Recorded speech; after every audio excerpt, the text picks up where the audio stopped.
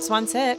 Welcome Hi. to the Brand Innovators podcast. Thanks for having me. Thanks for coming. I'm excited to talk to you. Me too. You are a marketer through and through, creative through and through. You've been like around the business for a long time. Talk to me about what you're excited about right now and what you're working on. Technology. Okay. But it's always been technology. And the nice thing is I'm a marketer through and through, like you said, but I use technology to supercharge it. And I think marketers who can see around corners and embrace technology earlier, faster, are going to win. So I've been doing digital transformation for over a decade. First, it was convincing people e-commerce was a thing. Then it was social. Then it was blockchain. Now it's AI. It's technologies that change how we work, live, and play. So, if we think back now, I asked people who were resistant to e-com. I'm like, well, did you take an Uber? Because not only did you buy it online, you got in a stranger's car. Mm-hmm. You slept in a stranger's bed. Right. So at some point, all this technology becomes day-to-day behavior. I remember I was so stuck with my BlackBerry. I'm like, oh my God, I can't use an iPhone. I need the buttons. Right. Right. So I love technology because it changes how we do everything. Mm-hmm. It's an enabler, not a replacer. And so what I'm excited about is, AI is now finally not just what businesses can use. Like e-commerce is a business thing. It made consumers' lives easier to buy things, but businesses benefited most because of the revenue. AI changes how everyone lives. And so how are you working with companies to advise them on things like e-com or AI, or like what are you kind of working on right now? I'm currently fractional CMO at Continuum. Okay. It's the world's first luxury integrated wellness club. Cool. First location in New York City, then to open in LA and Miami. Cool. But the idea is that wellness has to be personalized and data driven, right? How many times have you been given advice from somebody to eat this or try this workout? It doesn't work It's not for a monolith. everyone. Yeah. Exactly. So we start with doing your scans and your blood work to create a baseline. And then there's a digital twin that represents you.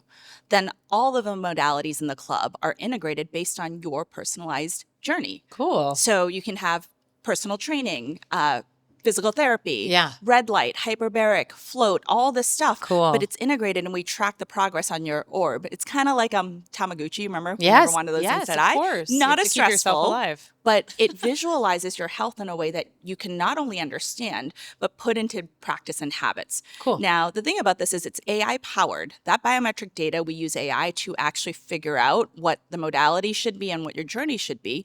But it's a combination of the two, because if you just look at AI is still pretty rough early stages, right? If you ask AI how to intake more minerals into your diet, We'll tell you to eat rocks. exactly. You saw that same example. Yeah. We're not there yet, Right. right? I asked it for some services for something, and they sent me a bunch of companies that were not US based. I'm like, they don't Not helpful. deliver to the Yeah, US. right. And it's funny because ChatGPT apologizes to you.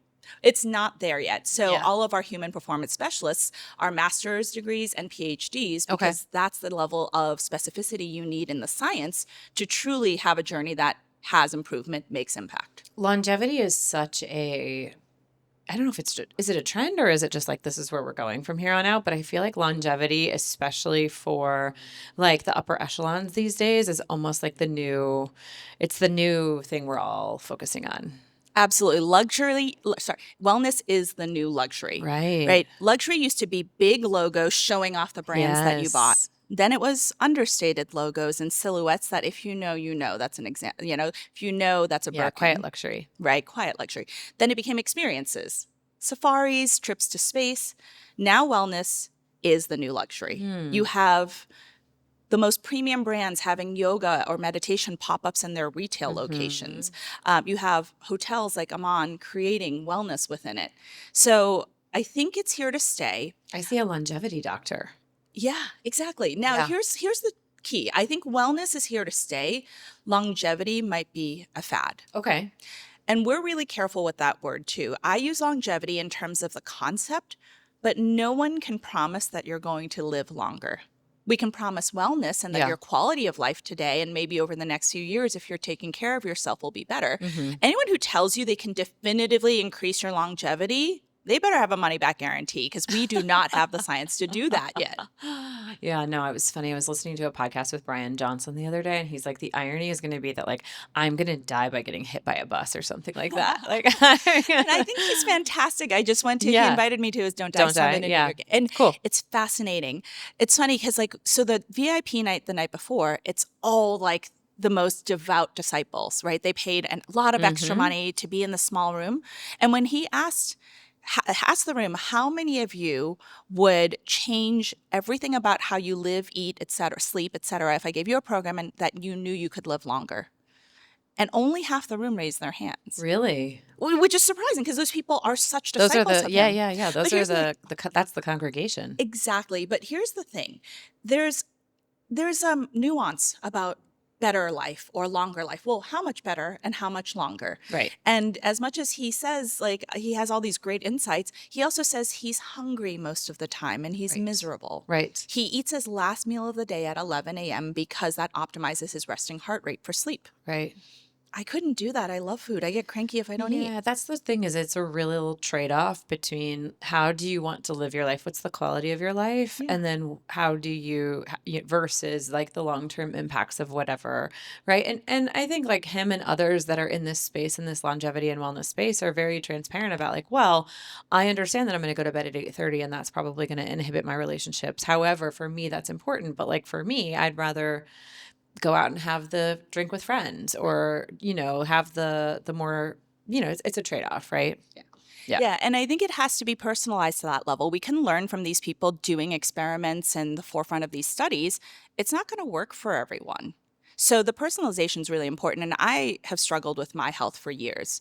Now, I'm lucky because I have good genes. I can pretty much eat what I want, Mm-hmm. but I eat junk. I mean, I didn't eat fruits and vegetables till a few years Oh my ago. I have God. burgers like 3-4 times a week. Oh my I'm terrible. God. I still love SpaghettiOs and Totino's party pizza, but I'm better about it now.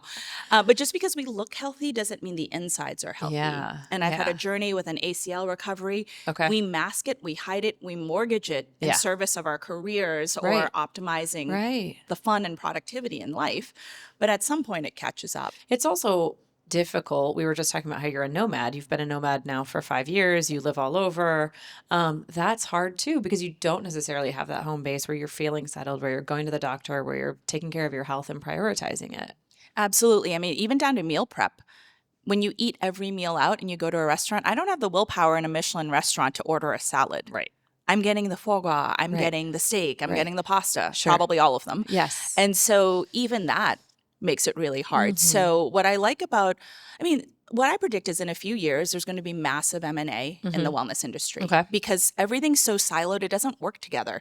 And a lot of it is trend driven, not data or science driven. So in a few years, we're going to find out that even if you optimize your sleep, but you drank every night and you ate junk, silos don't work. Right. Right? Wellness Right. is an ecosystem. So I think we'll see M&A of things coming together or just things failing because it's not driven by science. Interesting. Yeah, it's funny. I was talking to a friend who's in luxury and he wants to go for another luxury job. And the thing about luxury is that like it's driven by conglomerates, right? There isn't that much room when you get to that upper echelon of the luxury space, except in wellness. But wellness and longevity in this whole new world are also fragmented, that there isn't the same conglomerate that you could go to or the same big thing you could go run. At this point, it's small little sort of startups and like chance taking type initiatives.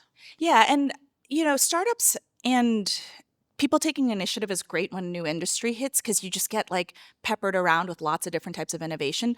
The thing about luxury and conglomerates is conglomerates are great because they might have infrastructure they can share. They can be more cost effective. It's not like it's passed on to the consumer because it's luxury pricing, but wellness can't work alone. You can't just say I'm going to exercise but not sleep or eat well. Right. It's Yeah. a whole body human ecosystem. So it'll be interesting, but I think like all competition's good competition because who deserves to benefit? Like right now wellness is concentrated in the very elite. It's expensive. I mean, the press keeps calling Continuum the most expensive gym in the world.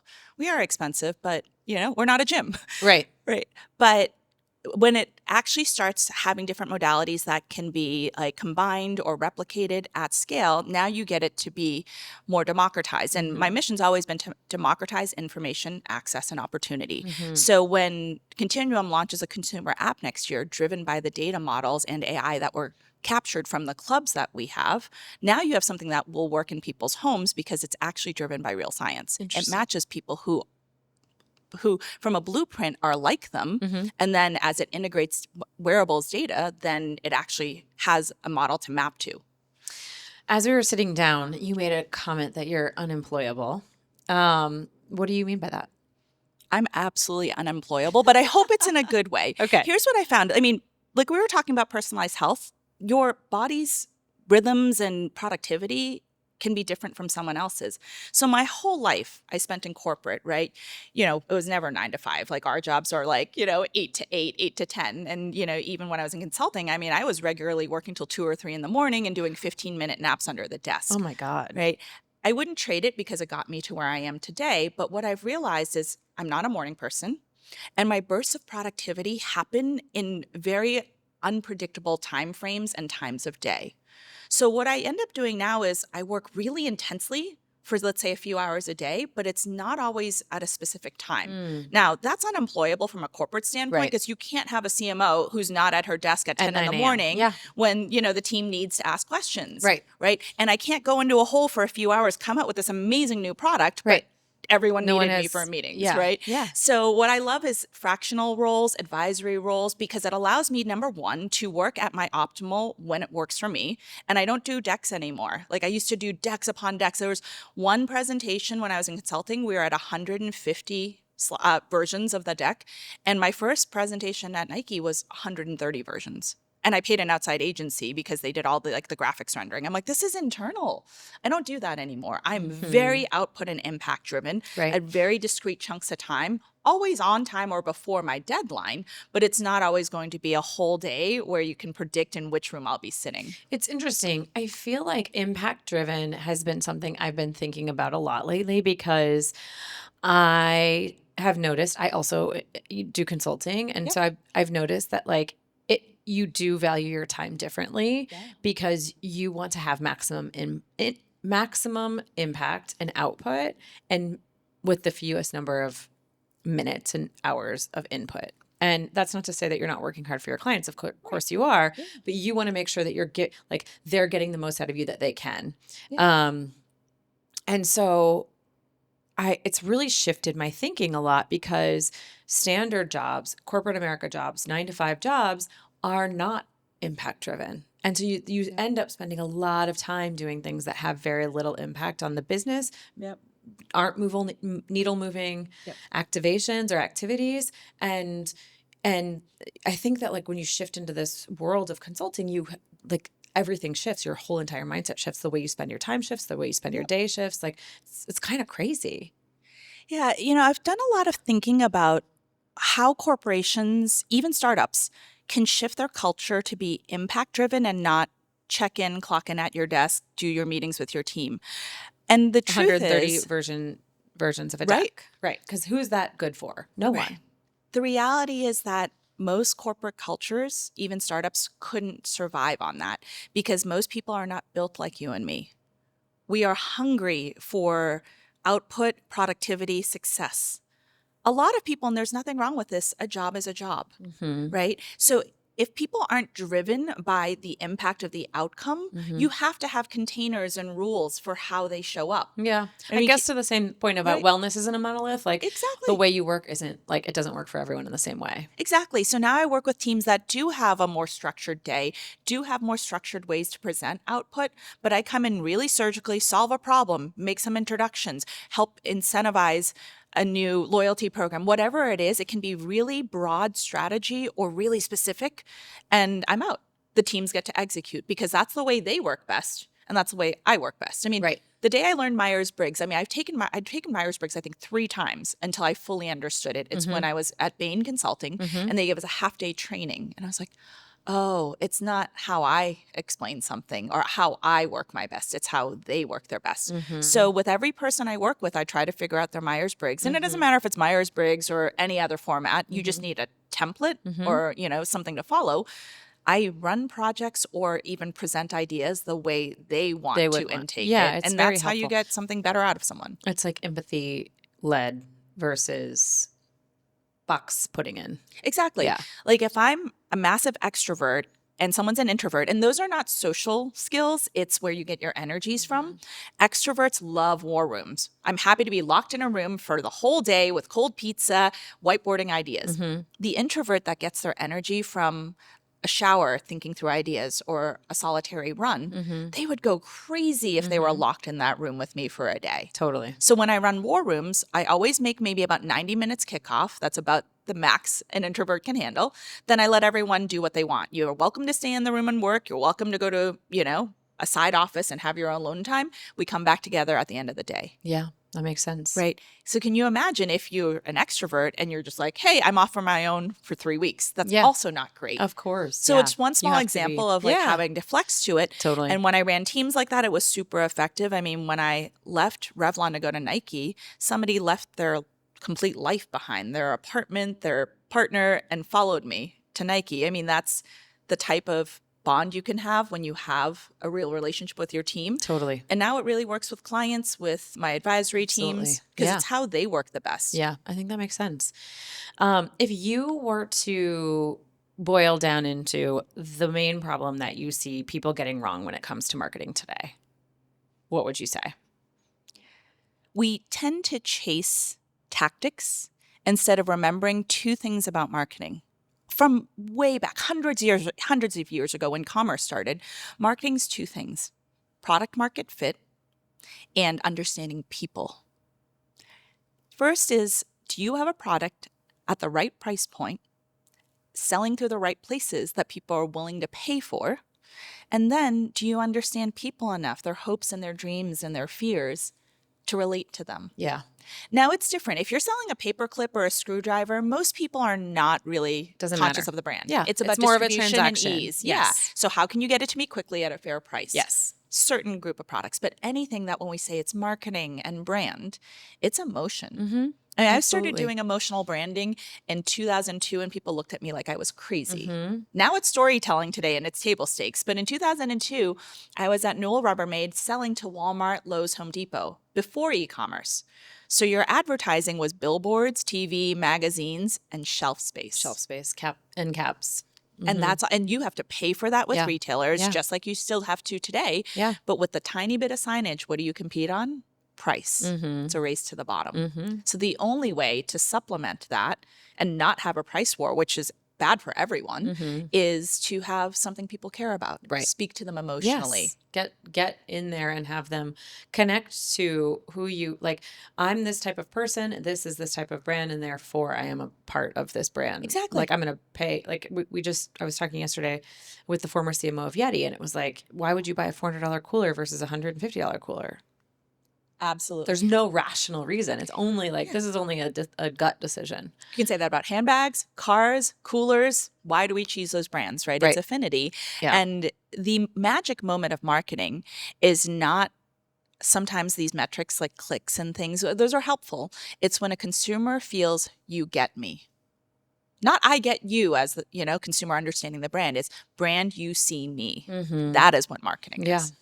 That's not going to change. Yeah. Oh, no, definitely. Like the human, it doesn't matter how much AI we have and how much tech we have. It's always going to be about the human connection. You do a lot on your personal brand as well. Like how do you see, and when you're advising like younger people or people that are sort of up and coming, like how do you advise people on like building your own personal brand in addition to whatever like corporate brand you might be working on? It's funny because we think of brands as this house, this architecture. And the good news about social, because up until we had social media, which was about the individual, you had to think of a person like a brand house, like you would do for a company. But social has shortcut that, where a personal brand is literally just your life. Right. So if you don't have a good understanding of your values and what you stand for, your brand is either going to feel really muddled or artificial because you're choosing something that's supposed to sound good. So I think, first is choosing who you are and what you stand for. And who you are does not have to be a role or a function or a skill, because those can change. It's values driven, right? And then when you start that, how does it show up in 3 different ways? And humans are dumb. They can't remember more than 3 things at a time. So pick 3 things. Right. What do you stand for? And then what I tell people is, before you even start thinking about content or how you show up, ask 3 people 3 attributes about you. Ask someone you know really well, like a spouse, a sibling, family member. Ask somebody you work with but only have a professional relationship with. And ask someone you just met recently. You had a notable interaction or two, but Mm-hmm. it's a very small slice of who you are. What would be your three? Or have you asked your friends and family that question? I have, and it's funny because whatever you think they are, it rarely comes back as the same three for Really? everyone else. Wow. Usually one or two overlap. Mm-hmm. Usually it's about two. But the interesting thing is, like, humans are not monoliths either. And especially people who have professional lives and personal lives and are naturally curious, there's a lot of attributes. But what I say is feedback is a gift. Mm-hmm. And imagine if, number one, they do say some of the things that you care about. Great. That means you're on brand. They might give you some feedback that's not always what you'd want to hear, which is the most generous thing anyone can do. Or they might show you a blind spot you weren't aware Yeah. of, right? So I would say the things I really care about are democratizing information, access, and opportunity. Now, while that's an action, that's a value system for me, right? It's making sure that opportunities I get, which I didn't have when I was little, get to the most people possible. Mm-hmm. Kindness above all else, Mm-hmm.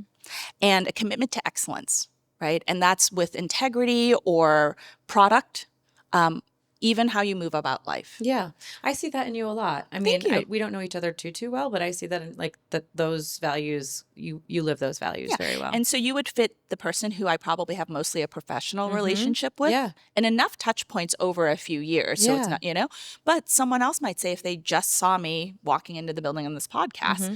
I'm running late, I've had a harried morning. Oh my God, she's kind of like brusque and, oh God, what a wake up call. I Sure. can't be kind just when I'm in a good mood. Yeah. Where does kindness show up in Yeah. every piece? And That's that's true, one especially piece in of, your worst yeah, moments. Yeah. exactly. It's Yeah. your worst moments that actually you have to live those qualities the highest. Speaking of your worst moments, has there been a time in your life where something just seemed so bad in the moment, but looking back has actually been a huge blessing?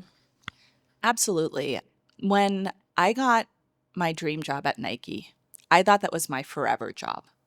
And to this day, it's still an honor to work there, but I think Mm-hmm. I underestimated the shock to my system of moving across the country, Mm-hmm. joining a company in a new industry because I'd been in beauty before. And while I say, like, if you're selling lipstick, it's not that different if you're selling shoes, but the culture and the DNA of sport is very different than that of beauty. Absolutely. And joining a company during a lot of tumultuous change and a place that, and no one ever thinks about this, the culture is where people go and they either spend 2 years of their life, so high turnover, or the 25. majority, 60. Yes, Right. absolutely. So I went in thinking I'm really good at digital transformation. They created this job for me as the global head of digital. I'm there to fix everything. Mm-hmm. I forgot that you have to earn your stripes Yeah. at companies like Mhm. that. And when you come in during a lot of change as well, there's a lot of jockeying. It's a very Game of Thrones kind of atmosphere Mm-hmm. when, people are being moved around or let go Mm-hmm. and spaces open up where there's opportunity, there's opportunists. Yeah. So I had a lovely couple of years there. I mean, I was there during the Dream Crazy campaign with Colin Kaepernick that won an Mm-hmm. Emmy. So there are a lot of things that meant a lot to me to still, mean a lot to me still today. But in terms of culture fit with Portland, culture fit with Nike, it was really hard. Yeah. Now, Makes sense. that part wasn't the part that was hard. Like, yes, we are tough. We endure a lot of it. Leaving Nike, what was I going to do? I mean, I was so convinced that was my dream job, global head of digital marketing Yeah. for Nike, right? When you come to the US as a 6-year-old immigrant kid, what do you know? You know Coca-Cola, McDonald's, Disney, and Nike. Nike. So when I was so sure about that decision and it wasn't the right one for life, which, by the way, no one knows what decision is going to be good for life, right? We change and grow and, I was paralyzed with fear about the decision of what to do next. Mm-hmm.